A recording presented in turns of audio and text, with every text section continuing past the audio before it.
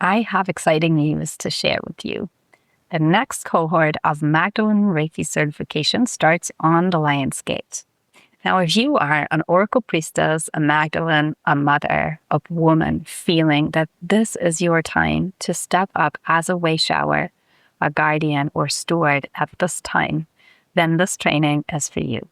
Magdalene Reiki gives you a map and template of your body as the energy oracle, and you become a greater vessel for truth, for higher frequencies and alignment.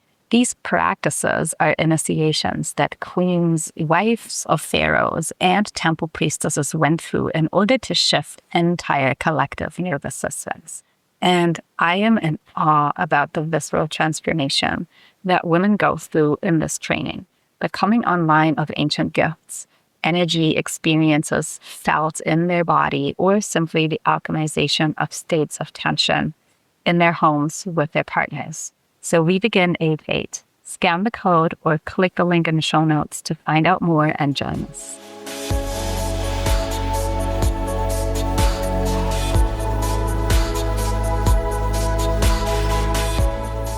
Welcome back, Sacred Site Oracles. What a blessing to have you here. And before we start into this episode, I invite you to take 3 deep breaths with me and let us share the field. It's going to be a little bit of a vulnerable episode today, and I just feel like setting the space. There was a beautiful Monet meditation that was shared with me on the recent Magdalene pilgrimage by a sister, and it's just one little fractal that I want to invite you in. So if you close your eyes with me and picture a beautiful golden light all around you, and we'll say together, I'm sealed in the light. I'm protected by the truth. I'm one with the all that is. I'm sealed in the light. I'm protected by the truth. I'm one with the all that is. I'm sealed in the light. I am protected by the truth. And I am a vessel for the greatest good of all. Thank you. So welcome to this episode. And as I have just returned with a sister group of seven sisters from Sambam and the Magdalene pilgrimage, the thing that I've been realizing this time, but every time we return back from a sacred travel, is the frequency shifts that we are experiencing when we get home. And I am still a little bit emotional, I want to say. And so, this is definitely going to be one of the more vulnerable episodes. So imagine that when we are on sacred travel, on a pilgrimage, we are kind of like in that sacred bubble, in that energy bubble. I'm not saying it's a staged environment, but it's very often not the same frequency, very often not the same environment that we encounter when we go back home. Also because there's obligations, there's responsibilities, there's tasks that we step away from when we go on a pilgrimage, and we really, every minute, every second, engage in this communication and this reciprocity with the divine.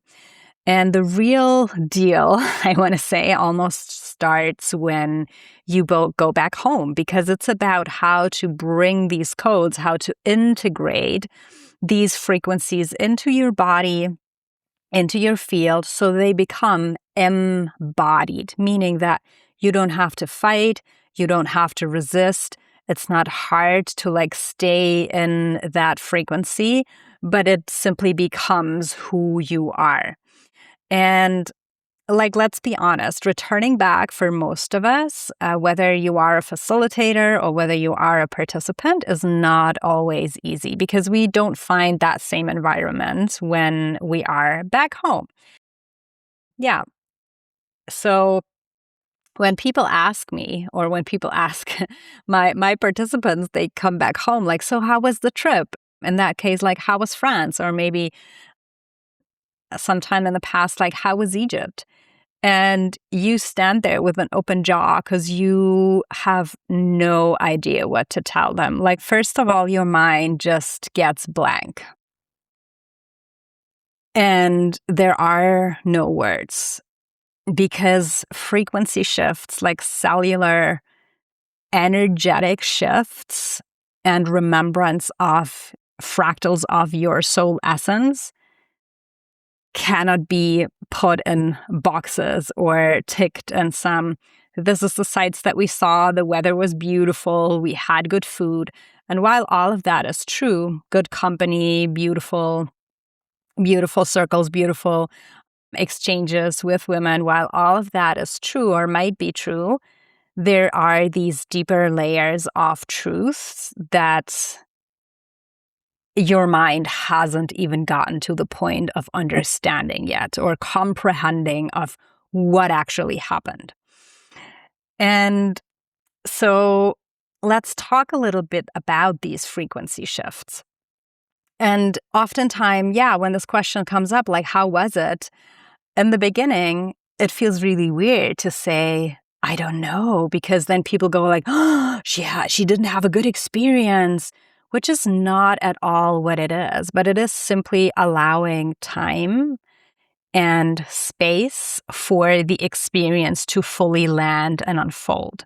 So in France, we spent 5 days visiting sacred nature places, mostly like caves on Magdalene's mountain, 𝗪𝗵𝘁, which to me is a stargate. And there are different caves, nature temples that you visit, and also cathedrals. And within these visits, there are frequency shifts happening in your body. Does your mind always understand? Can we put it in words? Maybe yes, maybe no. And so the answer of like, I don't know how my trip was, I simply don't know, is a really beautiful way to allow yourself and give yourself permission to not always have to have the answer. And that it is totally okay to say, I've been there, I've experienced so much, I don't know what it was, because right now, it doesn't make sense, or only half of it makes sense. Or it feels too precious to share. It feels too vulnerable to even put words, because again, then I'm putting the experience into a box, which is a label, but there is so much more.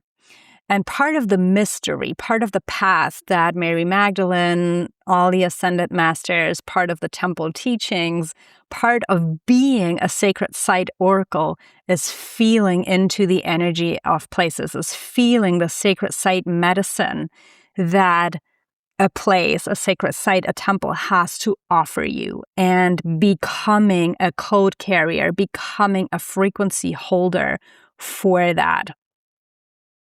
And within that, you also get to be sharing this frequency consciously or unconsciously, knowingly or unknowingly, with others that are in your environment, that are in your field, whether this is family, community, or even work colleagues. And so, the answer of I don't know becomes very valid in a way. And I just want to normalize the experiences that we are having.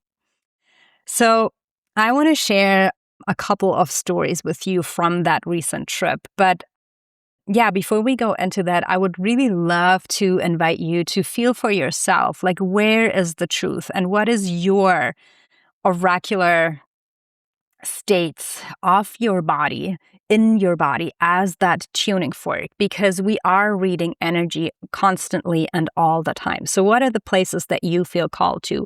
What are the currents, the frequencies, the energies, the temples, the landscapes that are really calling you, not just because of some outer reasons, but really that inner remembrance, that soul recognition of the frequency, whether this used to be your home or a place where your soul has stored codes for you, has left breadcrumbs for your remembrance and your becoming.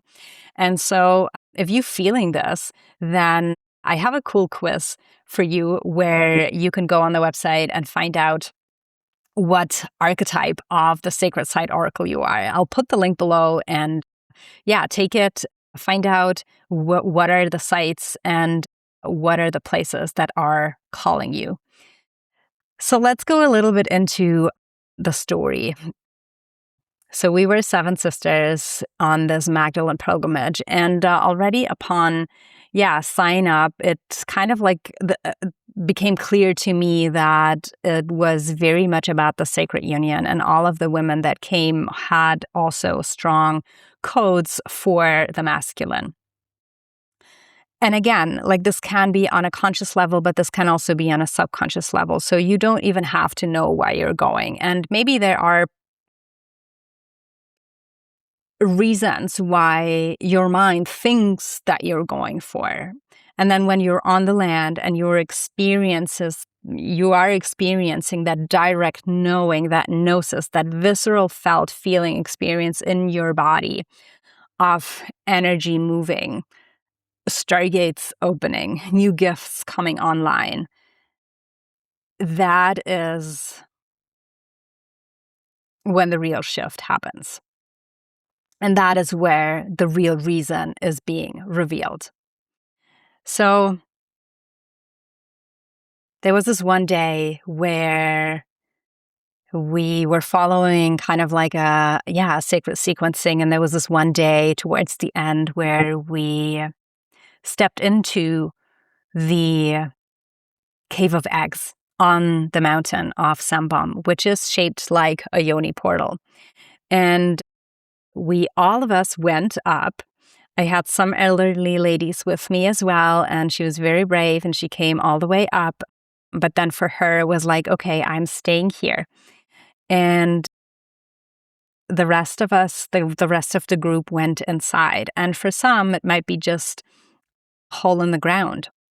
And for some, it might be, the most sacred descent into the own body portal and into the own expression of the sacred womb space, and maybe even the cosmic womb space. And I have literally no idea how much time we spent inside. It was mostly dark, and it was just like this, huge amalgamation of like one. We all became one body in a way, and we toned, and everybody had their own experience, and then we came together at one point, and kind of like this expansion and contraction. And while from like the outside, what was really felt was that the drop in temperature, because we were going into the earth and it was really hot outside. It was one of the hottest days in France so far. And then we go into the cave, and it became really cold at one point. And so we started to crawl out again. And what had happened in there was just like this. Imagine you are in a liminal space, like in between.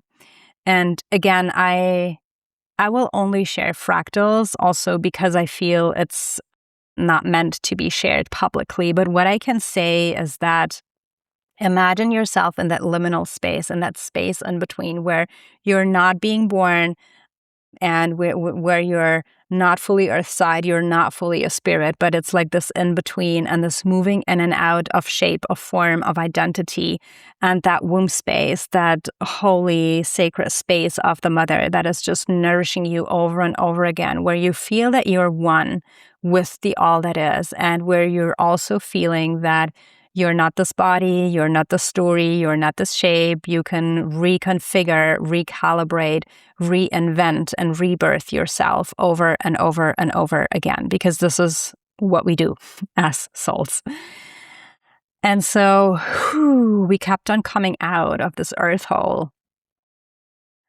And everybody really felt like completely out of space, out of time, out of where am I? So completely newborn, reborn. And what was interesting was that the sister who had been the watchtower and the space holder on the outside of the cave, she also confirmed that a lot was going on with her while she was holding the energy from the outside, like visceral feelings in her womb space and a lot of like feminine healing of lineages of trauma simply dissolving. And when there were a lot of other things and like room magic happening, but I want to keep that to also the ladies who came with me to share about it or not if they want to. And then on the way back to our venue, I was in so much pain. I had also started my moon cycle, and I was in so much pain, but not in the pain that I was or that I had experienced before. It was really something as if there was like a lifelong ancestral pain that was finally able to leave my body. And so this is a way how we literally process energy, not just for ourselves, but also for the collective. Okay, I want us to take a break. And while I can share this here with all of you as the audience, think of you are having an experience like that or some similar way, and you're coming home and people are asking you, how was it? Do you feel safe to share with everyone? Maybe not. Who do you feel safe to share with? Is it your obligation to share? Well, of course it is not. So holding all of these inquiries and what is the best unfolding and alignment for the codes in your body, to keep them for yourself for a little longer or to share everything right away that happened. So the next day we go to 𝗪𝗪 and the church where it is said that Mary Magdalene's skull is stored as a relic, and you can physically, literally see it with a beautiful gold mask and the angels, the archangels around it. And there is a little piece, supposedly from her forehead, where Yeshua is said to have touched her in the garden, where she wanted to reach out to him. She wanted to touch him. And then he says this famous sentence of 𝗪𝗵𝘁𝗵, which can be translated to don't touch me, but it can also be translated to other forms in a way of like, don't interfere, meaning I'm not yet done in the way that my light body, my full ascension portal, my 𝗪𝗶𝘁 is not fully restored yet. So anyway, imagine you are in the crypt and you are standing face to face, eye to eye, skull to skull, with the skull of an ascended master, with a female, a holy woman who has walked the earth, but also with a temple priestess and a high holy woman who has undergone many different initiations to master states of light body ascension, of body technology, of chakras, of her own architecture as a soul in a human form. And so bone speaks, similar to stone in the earth. This is where I want to say like crystalline memory is being stored. So imagine you have this, you are receiving this transmission. So we go into the cathedral and every woman gets her space in the crypt with Mary Magdalene. And at one point I was already starting to go out and just sat in front of the cathedral because I had received my share and I was waiting. And then there was one of the sisters coming out, which I knew overall she'd been quite an intense process and experience every single day during our time of the pilgrimage. And I had been witnessing her already in the crypt with another sister where we kind of like hold space as this trinity for her to be able to receive and to have that experience with the skull of Mary Magdalene. And already in the crypt, like her body was really shaking. You could viscerally see that there was an energy shift going on, and she didn't notice. So that wasn't staged, that wasn't performance or anything. You could really tell that this was a recalibration of her field in a physical form. So it's not just something that happens to your energy field, but it's really happening to your cells. So this was happening to her, and then at a point I felt like, okay, she's stable enough so I can go outside and wait for the others. And then I saw her coming out of the church, and I invited her to sit with me because I also felt that she needed some grounding. And I could clearly see that she wasn't done yet. So done yet in the way that there was still a lot of energy running through her.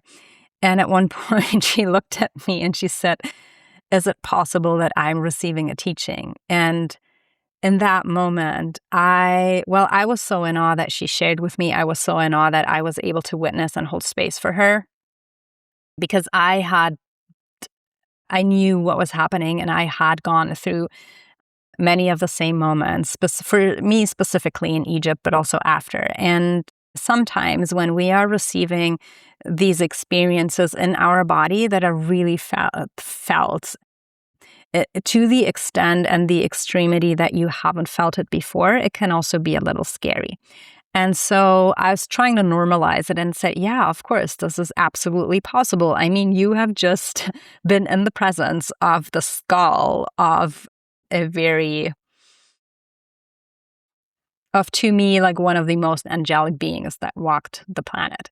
So it is totally possible. And when I kind of like reflected these words back to her, I could feel how she was giving herself permission and credit for the experience that she was going through. Because sometimes our mind still comes in and kicks in as like, this is not real. Like, what are you actually doing here? Like, stop it. And this is scary and blah, blah, blah. So all of these things.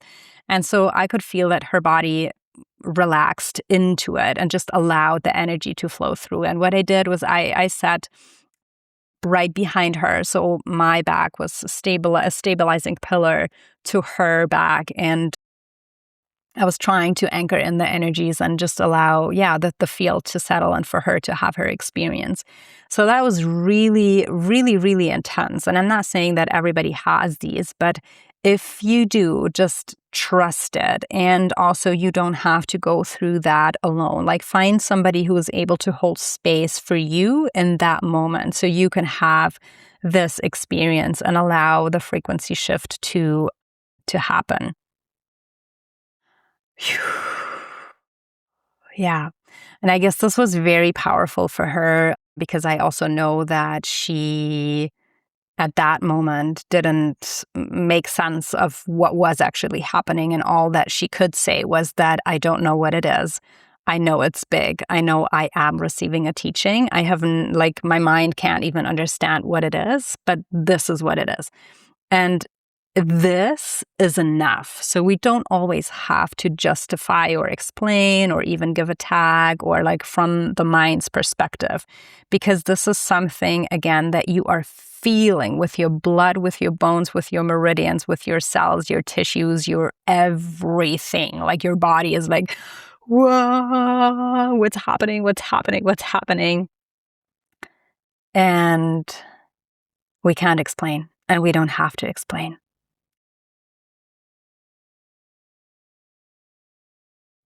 So the magic happens when we go back home and how we integrate all of these experiences and the frequency shifts.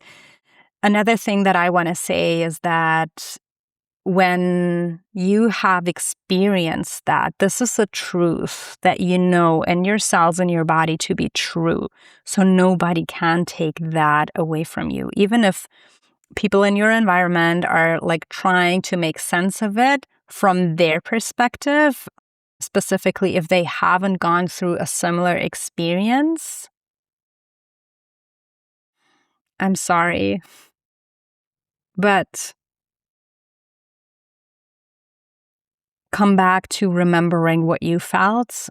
Come back to your truth, even if this might be contradicting, coexisting truths. And yeah, I won't go into the far details of integration. I have a powerful episode where I talk more into like tools that can help you with integration. So if you've made it all the way here and you want to go deeper, or you're just coming back from an experience, whether this was travel or just overall stabilizing your energy field, then go back and listen to that episode. We're going to be linking it up here and in the show notes. And one of the things that I will say is that I have found natural energy cosmetics, they're running under cosmetics, that helped me immensely to raise my vibration, to increase my frequency, and to hold and stabilize my energy field also in a day-to-day. There's 2 sprays that I want to recommend in particular. There's one that is called 𝗪𝗓𝘂'𝗹𝗹, and this is with particular ingredients of energetic imprints of meteorite, and another one that I can't mention because YouTube is going to censor me. But this is mood uplifting, and as the 𝗪𝗓𝘂'𝗹𝗋 says, it can also really help to balance your emotional states alongside your spiritual frequency stabilization.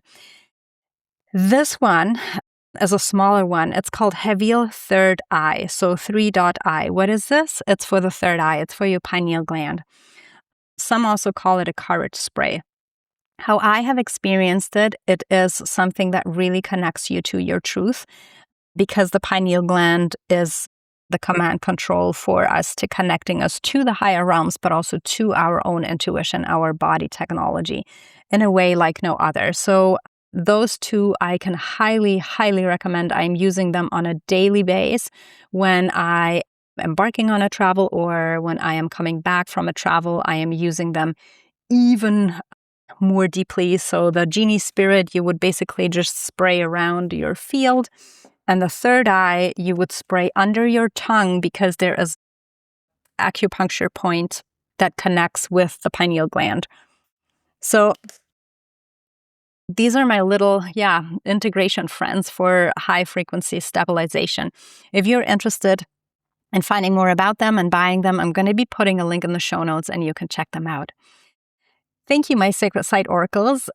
Yeah, I love to share the space with you. And if you want to hang out with me more, then come on and sign up for the newsletter. I'll share more of beautiful, powerful stories and offerings over there. And please don't forget to share a like or leave a comment or a rating if the episode resonated with you. Thank you so much. And don't forget, you are Starfire incarnate. I'll see you next time.